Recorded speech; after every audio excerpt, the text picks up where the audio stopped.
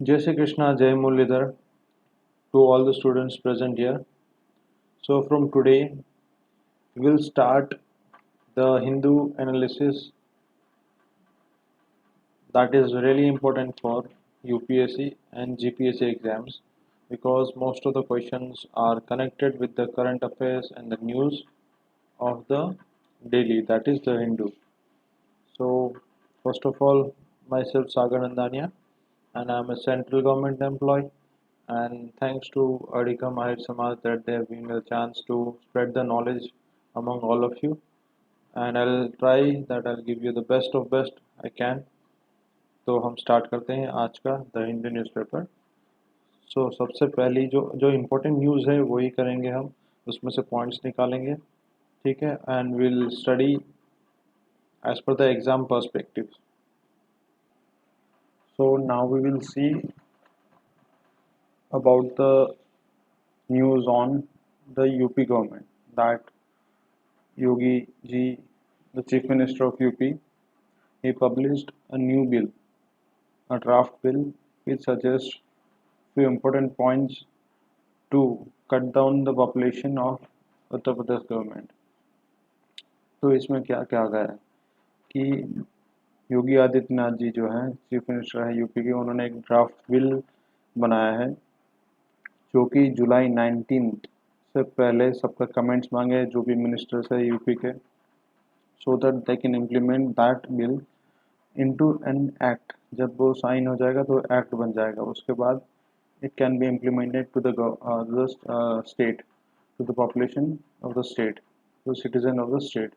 Okay, why, for what reason he wants to cut down the population? उनको UP state का उनको population कम करना है, तो उसके लिए उन्होंने ये बिल ड्राफ्ट किया था. तो बिल में क्या बोला है उन्होंने, पहले ये जानते हैं फिर देखेंगे क्या है आगे.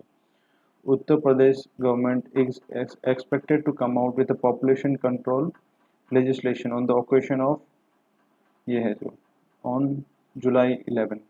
After passing of the new law, the benefits of state government sponsored welfare schemes will be limited to only those with the 2 children or less. ठीक है, ये सबसे इम्पोर्टेंट चीज़ है. ठीक है, कि उत्तर प्रदेश गवर्नमेंट ने क्या करने वाला है, एक नया बिल पास किया उन्होंने जुलाई 11 को. ठीक है, वो बिल क्या है, वो क्या करेगा, वो जितने भी गवर्नमेंट के द्वारा स्पॉन्सर्ड वेलफेयर स्कीम्स जो है उत्तर प्रदेश गवर्नमेंट की, वो उन्हीं को मिलेगी जिनके पास 2 बच्चे हैं या 2 बच्चों से कम हो. ठीक है, उससे अगर ज़्यादा हुए तो उनकी सारी जो वेलफेयर स्कीम्स है बच्चों के लिए या उनके सेल्फ पेरेंट्स के लिए वो कट डाउन कर दी जाएंगी. ठीक है, तो आगे देखते हैं हम. ये देखिए उन्होंने लिखा है यहाँ पे कि क्या बोल रहे हैं योगी जी, क्या बोल रहे हैं. The state total fertility rate is 2.7% currently, whereas it should be ideally less than 2.1%. तो बोलना चाहते हैं कि जो स्टेट की फर्टिलिटी रेट है वो 2.7% है अभी, उसको कम करना है. फर्टिलिटी रेट मतलब तो पॉपुलेशन, उसको कम करना है 2.1% तक. ठीक, तो इन टोटल ये कहना चाहते हैं कि अगर जिस माता पिता को 2 बच्चों से ज़्यादा होते हैं उनको जितने भी वेलफेयर स्कीम्स है गवर्नमेंट की वो नहीं मिलेगी, क्योंकि उन्होंने बोला है कि हमें उत्तर प्रदेश गवर्नमेंट की या उत्तर प्रदेश स्टेट की पॉपुलेशन को कम करना है. यहाँ पे लिखा है कि जितनी फर्टिलिटी रेट है उसको कम करना है, नंबर ऑफ़ चिल्ड्रन पर वुमेन उसको कम करना है, जो अभी 2.7 है उसको 2.1 करना है 2026 तक, और उसको फिर और कम करेंगे 1.7 बाई 2030. ठीक है, तो उन्होंने ये ड्राफ्ट बिल प्रपोज किया है अपने स्टेट गवर्नमेंट के लिए. और क्या लिखा है वो करेंगे, increase modern contraceptive prevalence rate from 31.7% to 45% by 2026 and 52% by 2030. मतलब वो जितने भी कॉन्ट्रासेप्टिव मेजर्स हैं उसको ज़्यादा बढ़ावा देंगे. जो अभी 31.7% है वो 45% हो जाएगा 2026 तक एंड 52% हो जाएगा 2030 तक. फिर वो क्या करेंगे, इंक्रीज़ करेंगे male methods of contraceptive use from 10.8% to 15.1% by 2026. जितने भी मेल के लिए कंट्रासेप्टिव मेथड्स हैं, कंट्रासेप्टिव यूज़ है, वो 10.8% से 15.1% का टारगेट है उनका 2026 तक। मतलब जितनी भी ये चीज़ें हैं उन्होंने 2 साइकिल में रखी है। One is from 2021 to 2026 and one is from 2026 to 2030. So this has been highlighted on the very first line that the Uttar Pradesh population policy 2021 to 2030. So these are the main points you have to note down when it will come in your mains and answer writing process. Okay. उसके बाद next क्या है, decrease in maternal mortality rate per 1 lakh live births from 197 to 150 by 2026 and 98 by 2030।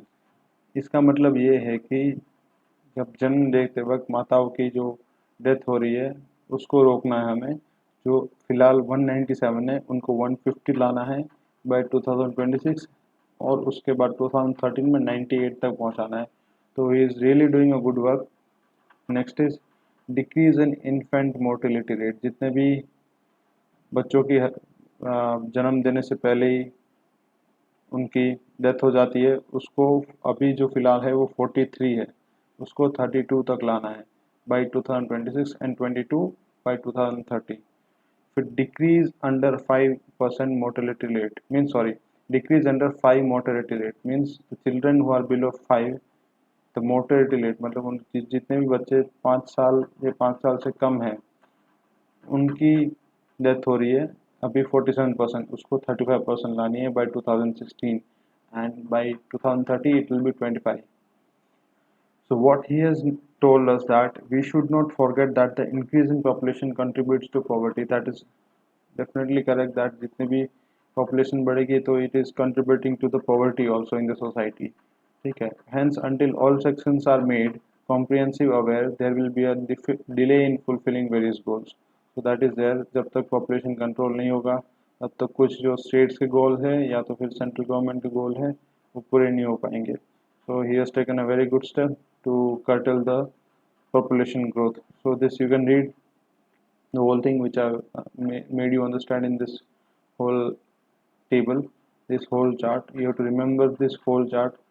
okay, so whenever someone asks you that what all things have been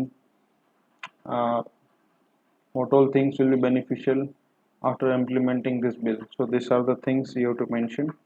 these 4 to 5 points are there which you have to mention in your answers। okay, so this was the first news and very important news। we'll go to the next news now। the second news is first report on compliance from Twitter। what happened is as per the new IT guidelines you have to appoint a grievance officer of the respective platforms like Twitter, Facebook, WhatsApp, all are having their own grievance officer। so Twitter was not appointing their grievance officer, so now they have appointed the new grievance officer। his name is Vinay Prakash as its resident grievance officer for India according to its website। so it is not much important, but yes, in the one day exam they can ask you that who is the grievance officer appointed for Twitter। and as it has been written here, in compliance with the rule 41D of the information technology guidelines in digital media ethics code। तो यही है कि एक नया code मतलब नया guideline निकाला गया था आईटी द्वारा कि आपको अपने अपने प्लेटफॉर्म्स के लिए खुद के ग्रीवेंस ऑफिसर अपॉइंट करने हैं। तो this is what nothing much important in this. Will go to the next news. The next news says that Gehlot sworn in as a Karnataka governor। Former Union Minister Thwarchand Gehlot took oath as the 19th governor of Karnataka on Sunday। He succeeded Vajubhai Vala। He was administered the oath of office by Karnataka Chief Justice Abhay Srinivas Oka। So इसमें क्या किया गया है कि जो हमारे former union minister थे थवारचंद गहलोत जी उनको कर्नाटका का नया गवर्नर बनाया गया आज से। वो 19th गवर्नर होंगे। और वो किस पहले कौन थे कर्नाटक गवर्नर, वो थे वजुभाई वाला, उनको उन्होंने सक्सीड किया है, अभी गहलोत जी रहेंगे।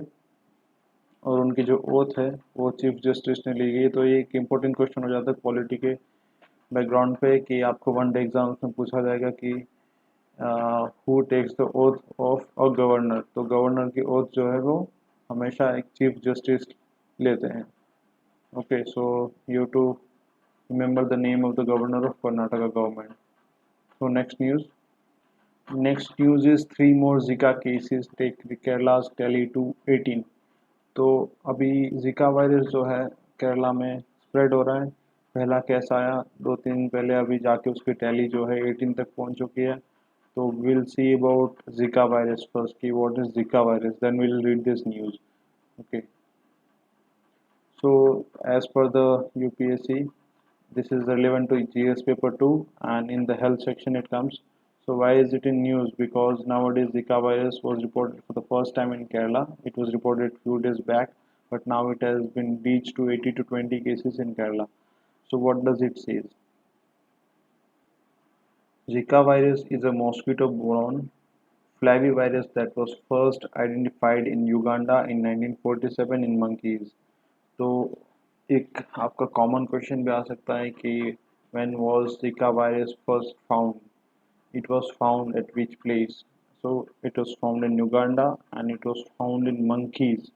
Okay, sorry, it was found in Uganda and then it was found in monkeys in 1947. So it was later identified in humans in 1952 in Uganda and the United Republic of Tanzania. Okay, so उसके बाद humans में पाया गया. कब पाया गया? 1952 में, and Uganda में पाया गया था, and United Republic of Tanzania है. ये दो जगहों पे पाया गया था 1952 में. तो this question is very important in terms of MCQs that they will ask you. The Zika virus was first found in humans or monkeys or some other species they will give you. So you have to note down, you have to tick on monkeys, and it was found in Uganda and it was found in the year of 1947. So how is the transmission happens in the Zika virus? So Zika virus is caused by a virus transmitted primarily by Aedes mosquitoes. So you have to remember this mosquito's name, that is Aedes mosquitoes के द्वारा वो फैलाया जाता है. एक ये नाम याद रखना है, they can ask you this question. So उसको Aedes aegypti भी कहा जाता है. This is the same mosquito that transmits dengue, chikungunya and yellow fever. So ये वही मॉस्किटो है जिससे डेंगू, चिकनगुनिया और येलो फीवर भी होता है. वही सेम मॉस्किटो है जिसका नाम है Aedes mosquitoes. Zika virus is also transmitted from mother to fetus during pregnancy through sexual contact, transfusion of blood, and blood products and organ transplantation. Means ये सारी चीज़ें हैं जिससे Zika virus ट्रांसमिट होता है. मदर टू फीटस में होता है ड्यूरिंग प्रेगनेंसी, सेक्सुअल कॉन्टैक्ट से होता है, ट्रांसफ्यूशन ऑफ ब्लड से होता है या ब्लड प्रोडक्ट से होता है या ऑर्गन ट्रांसप्लांटेशन से होता है. Okay, so this are the things. So Zika virus के सिम्टम्स क्या है? Zika virus are generally mild and include fever, rash, conjunctivitis, muscle pain होगा, जॉइंट पेन होगा, हेडेक होगा. Most people with Zika virus infection do not develop symptoms also. Okay, so this is also important that they don't even develop symptoms. So Zika virus infection during pregnancy can cause infants to be born with microcephaly, smaller than normal head size, and other congenital malformations known as congenital Zika syndrome. So this is the most important part of the Zika virus, that कि जो pregnancy माताएं हैं उनके जो वोम में बच्चा होता है, अगर माता को जिका वायरस से अफेक्टेड है तो उनके बच्चे का जन्म, जो ये लिखा गया है माइक्रोसेफली. माइक्रोसेफली एक बीमारी है जिससे बच्चे का जो सर है उसका पीछे का जो भाग है छोटा हो जाता है, नॉर्मल सर से छोटा हो जाता है, smaller than normal head size. तो इससे क्या है, बच्चे को इफेक्ट होता है. तो most affected part is the pregnant ladies. So this is most important thing you have to note down. So various government schemes and initiatives are going on regarding the Zika virus and other viruses also. So you have to remember these schemes also because they can relate with this article and can ask you any of the schemes. Okay, so government has started integrated disease surveillance program. So our IT department is what they are noticing, that from which state, how many viruses are there, what virus is coming. So they are keeping a surveillance on, like see what they have written is IT enabled disease surveillance systems for epidemic prone diseases to monitor disease trends. So what they do is they note down, they record the data, how many patients are there in the particular states, from where the virus is coming, so they can forward it to the other department for the further actions. So next is National Vector-Borne Disease Control Program, the central nodal agency for prevention and control of 6 vector-borne diseases, that is malaria, dengue, lymphatic filariasis, kala azar, Japanese encephalitis, and chikungunya in India. So this is also a central nodal agency है जो बनाई गई है prevention के लिए and control of 6 vector borne disease, जितने भी ये डिजीज मैंने बोली है उसके लिए एक एजेंसी बनाई गई है। ठीक है, तो ये एक प्रोग्राम सरकार के द्वारा चालू किया गया है। राष्ट्रीय बाल स्वास्थ्य कार्यक्रम, okay, an initiative under the national health mission has a surveillance for microcephaly. Okay, so एक और प्रोग्राम जो हमारे गवर्नमेंट के द्वारा चलाया गया है राष्ट्रीय बाल स्वास्थ्य कार्यक्रम, उसके अंदर जितने भी बर्थ डिफेक्ट्स है उसमें जो ये माइक्रोसेफली है वो भी आ जाता है। तो वो एक इन्होंने मॉनिटर कर रहे हैं, सर्विलेंस कर रहे हैं, जैसे कि आईटी डिपार्टमेंट भी कर रहा है वैसे एक ये डिपार्टमेंट है राष्ट्रीय बाल स्वास्थ्य कार्यक्रम, वो क्या कर रहा है, खाली जो बर्थ डिफेक्ट्स है, जो भी बर्थ डिफेक्ट्स है उसको मॉनिटर करने के लिए ये मिशन स्टार्ट किया है राष्ट्रीय बाल स्वास्थ्य कार्यक्रम। तो ये सब इनिशिएटिव्स भी आपको याद रखने हैं। ओके, तो दिस वाज अबाउट द जिका वायरस। अभी हम जिका वायरस के आर्टिकल के ऊपर जाते हैं। ठीक है, इसमें यही बताया गया है कि केरला में जो 1-2 केसेस आए थे 2-3 दिन पहले वो अभी 18 तक पहुंच चुके हैं। तो what they written here is focus on mosquito control and screening of pregnant women. So this is most important, that is what I told, that screening of pregnant women. Why microcephaly आ जाएगा, microcephaly से फिर क्या होगा, बच्चा का जो sir है वो छोटा हो जाएगा और अदर भी डिफेक्ट आ सकते हैं। तो ये तो एक कॉमन डिफेक्ट है, तो they are doing this. So next is that what the senior health officials are saying is focus of the control measures would be on the screening of all pregnant women with fever and symptoms as well as initial mosquito control measures on a war footing. So the same thing that they are repeating. So means what I told earlier, their main focus is on screening of pregnant women. उनका main focus जो है वो एक pregnant women के ऊपर रखा गया है, क्योंकि जो बच्चा आएगा उसमें बर्थ डिफेक्ट्स आ सकते हैं, तो उनका वही लिखा है। और वो फिर जितने भी मॉस्किटो कंट्रोल मेजर्स है वो भी उन्होंने स्टार्ट कर दिए गए हैं। यहाँ भी लिखा है as microcephaly a condition in which baby's head is smaller in size than normal because of abnormal brain development. So इसको मार्क कर लेना, जो मैंने आपको पहले भी बताया है, जो बच्चे का जो सर है वो नॉर्मल साइज से छोटा होगा जब भी उनका बर्थ होगा। So that is what infection caused by जिका virus. So these are the most important thing. Now I believe we have understood about Zika virus and what are they having the symptoms and what is the major symptoms, microcephaly, and what happens in microcephaly, that I have made you understand. So now we will go to the next article. There was one more news on the very first page that I missed out. The Chinese protest against Dalai Lama's birthday celebration. So this is important due to the international relations between India and China. So recently there was a birthday of our Dalai Lama, which was celebrated in our country, and that in the eastern part of the Ladakh. So at the same time, what happened was on the Indus River opposite to the Ladakh, the Indus River flows. So that side, from China side, few protesters came. That was few was from, like, what the local said was, 5 vehicles came, and the all the army personnel of the China military and the civilians, they were protesting with this, like, see, they have captured the image, the Hindu has given us the image कि उन्होंने protest किया Indus river के पास में ऐसे ही लाल झंडे दिखा के कि दलाई लामा का बर्थडे आप सेलिब्रेट कर रहे हो। तो this is just for your knowledge that you should keep, that this you have to remember the two things, that is Indus River, and it was near the Damchok, that is near the LAC, line of actual control, उसके पास ही हुआ गया था, मतलब कल की बात है। ठीक है, So this year to remember. Next news is, so the news is new IT rules are empowering and will protect users, says the minister. So now recently newly appointed IT minister whose name is Ashwini Vaishnav.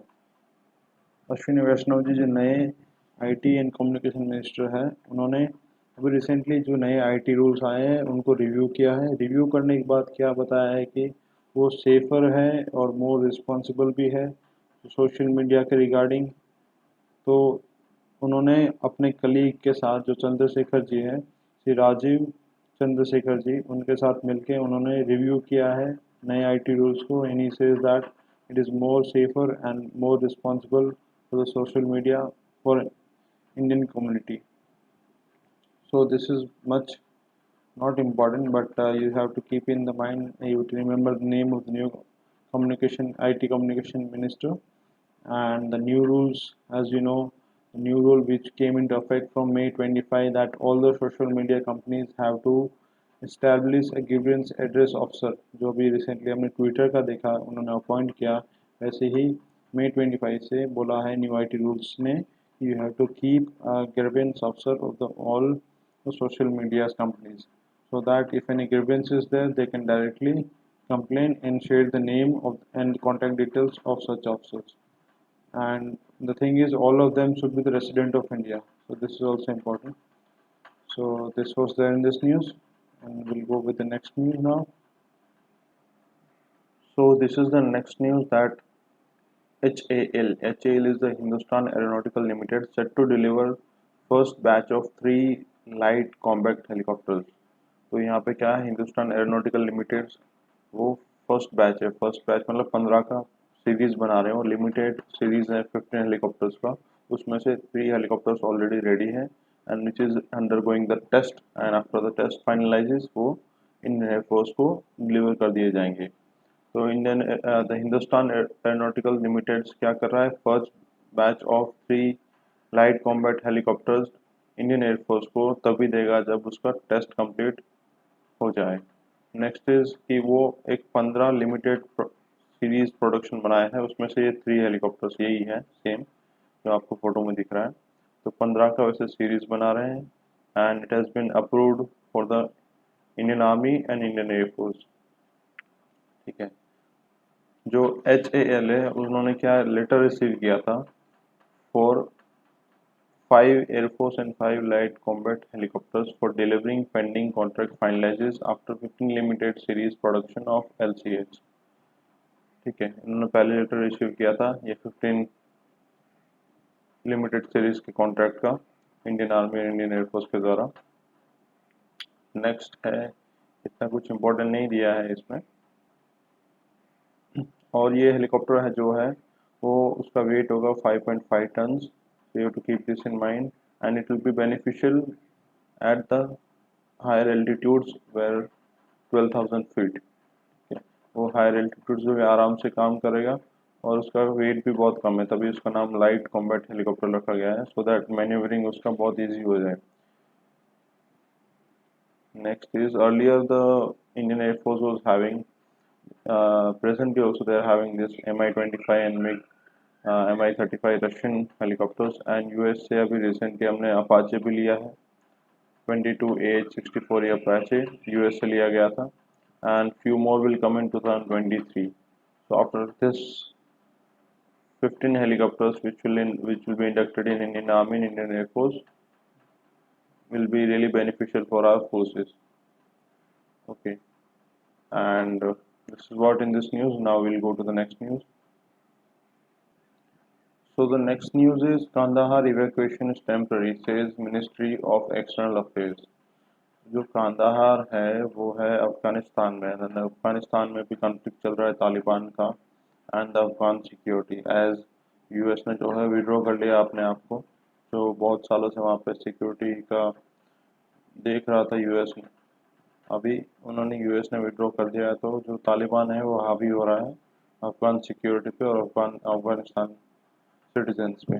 तो क्या क्या Indians में जो consulate है, consulate मतलब जो visa वगैरह की छोटी ऑफिस होती है, जो सब ऑफिस होती हैं, उनको वहाँ से जितने भी इंडियंस थे उनको वापस इवैक्यूएट कर लिया है for the time being. Indians have been evacuated from that place and जो काबुल में मेन एम्बेसी है इंडियन एम्बेसी वहाँ से भी काम किया जाएगा, कॉन्सुलेट से नहीं किया जाएगा फॉर द टाइम बिंग, क्योंकि जब तक ये कॉन्फ्लिक्ट चल रहा है क्या पता आगे जाके इंडिया और अफगानिस्तान का भी कॉन्फ्लिक्ट हो जाए। तो this people, these citizens of Indians who are working there will get in trouble, so they have been evacuated at the moment and will start it again when the situations are normal that side. Okay, so that is what is in this news. जो next news है यहाँ पे देख सकते हैं कि the pressure fuse points to Pakistani hand. तो recently there was an attack by drone from the Pakistani side on 27th of June. So here it has been mentioned by the security sources that Lashkar-e-Taiba, they have done this attack and with the help of ISI and the Pakistani army. So the same thing has been written here that this kind of attack indicates that some elements of the Pakistani army or the ISI helped terror group Lashkar-e-Taiba in fabricating the IEDs, that is improvised explosive device, according to the security sources. And it was done on 27 June and was dropped on the ground. See, here it has been written that IED that pierced the rooftop of one of the Indian Air Force building at the Jammu airport, and it was carrying less than 1 kg of RDX. So this was the attack which was done on 27 June. वो छत के ऊपर किया गया था, एक air force station के छत के ऊपर, जम्मू का एयरफोर्स स्टेशन है, वहाँ पे ड्रोन आया, ड्रोन आने के बाद वहाँ पे उसने बॉम्ब ड्रॉप कर दिया और उसमें 1 kg से भी कम का RDX था। तो this is the simplest attack which is going on nowadays. And क्यों ये क्यों न्यूज़ में है, अपने लिए क्यों इम्पोर्टेंट है, क्योंकि यहाँ पे recently drones were used for the first time to drop exclusive devices triggering blast inside the Air Force Station technical area in Jammu। वही जो मैंने आपको बताया कि ड्रोन अभी रिसेंटली यूज़ किया गया एक बॉम्ब को ड्रॉप करने के लिए, कहाँ पे, इंडियन एयरफोर्स स्टेशन के ऊपर। तो क्यों इम्पोर्टेंट है, over the past 2 years drones have been deployed regularly by Pakistan based outfits to smuggle arms, ammunition and drugs into Indian territory। तो पहले क्या होता था, पाकिस्तानी इसको यूज़ करते थे स्मगलिंग करने के लिए, ड्रग्स हो गया, एमुनेशन हो गया, स्मॉल आर्म्स हो गए, उसको स्मगल करने के लिए ड्रोन्स यूज़ किए जाते थे। लेकिन अभी तो ये अटैक्स में आ चुके हैं। क्यों अटैक्स में आते, मतलब ये क्यों यूज़ किए जा रहे हैं, reason for increasing drone attacks क्यों, क्योंकि सस्ते हैं। ठीक है, सस्ते हैं, प्लस वो क्या है, रिमोटली कंट्रोल है, आपको पता नहीं लगेगा कौन चला रहा है, किसने अटैक किया, कुछ पता नहीं चलेगा, रिमोटली कंट्रोल है, आपको एलसीडी में दिखेगा अपने स्क्रीन पे कहाँ जा रहा है ड्रोन और एग्जैक्ट जगह पे उसका अटैक होगा। तो this is why they are using drone, और वो इजी टू ऑपरेट भी है, आराम से कोई भी इसको ऑपरेट कर सकता है, there is no specific training of this. So this is easily operated and it is remotely controlled, and most important is it is cheaper than other sources. So this is why they are using drones in the attacks, recent attacks. So this was there in this news. We'll go to the next news now.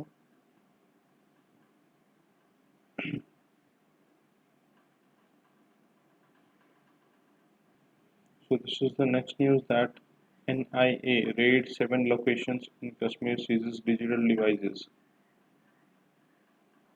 मतलब कि जो national investigation agency है, Sunday को उन्होंने क्या किया, multiple location जो है जम्मू की उस पर रेड की गई।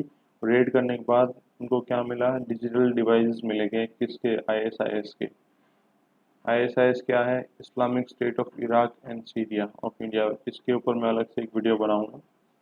तो उनको क्या क्या मिला गया, मोबाइल मिले गए, phones, hard disk, T shirts, laptops, tablets, ये सब उनको मिला गया, रिकवर किया है और उसको भी सीज किया हुआ है। It is under investigation now.